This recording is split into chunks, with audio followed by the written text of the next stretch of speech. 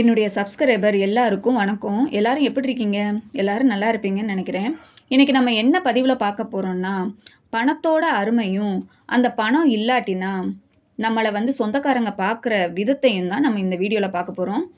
இப்போ தான் நம்ம சேனலை முதல்ல பார்க்குறீங்கன்னா, லைக் பண்ணிவிட்டு உங்கள் ஃப்ரெண்ட்ஸுக்கு ஷேர் பண்ணிவிட்டு போங்க. இந்த வீடியோ பிடிச்சிருந்துச்சுன்னா வாங்க வீடியோக்குள்ளே போகலாம். பட்டுப்போன மரத்திற்கு பறவைகளும் வருவதில்லை, பணம் இல்லாதவன் வீட்டுக்கு உறவுகளும் வருவதில்லை. பணம் உங்களிடம் இருந்தால் வழிபோக்கனும் உங்களுக்கு சொந்தம்.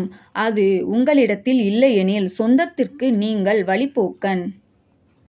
பணத்தை நீட்டிப்பார், 10,000 பேர் வருவார்கள். பாசத்தை ஊட்டிப்பார், அது 10 பைசாவுக்கு தேராது. இதுதான் இன்றைய உலகம். பணம் இல்லாதவரை யாரும் மதிப்பதில்லை, பணம் இருப்பவனோ யாரையும் மதிப்பதில்லை. பணம் நிம்மதியை தருமா என்பது தெரியாது, ஆனால் பணம் இல்லாவிட்டால் நிம்மதி இருக்காது என்பது நிதர்சனம்.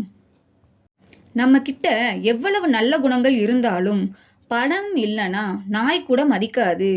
வாங்கிய கடனை ஒருபோதும் மறவாதே.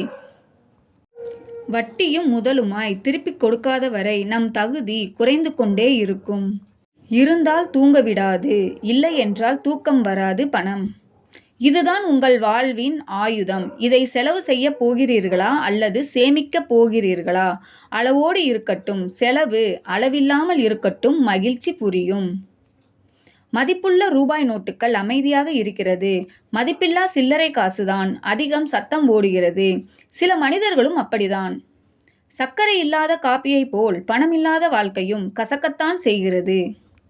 உங்களிடம் இருக்கும் பணத்திற்காக உங்களை ஒருவர் மதிக்கிறார் என்றால் அந்த மதிப்பு குப்பைக்கு சமமானது. உங்களிடம் ஒன்றுமே இல்லாத போது உங்களோடு உறவாடியவர்களே உங்கள் நிஜமான சொத்து. நன்றி.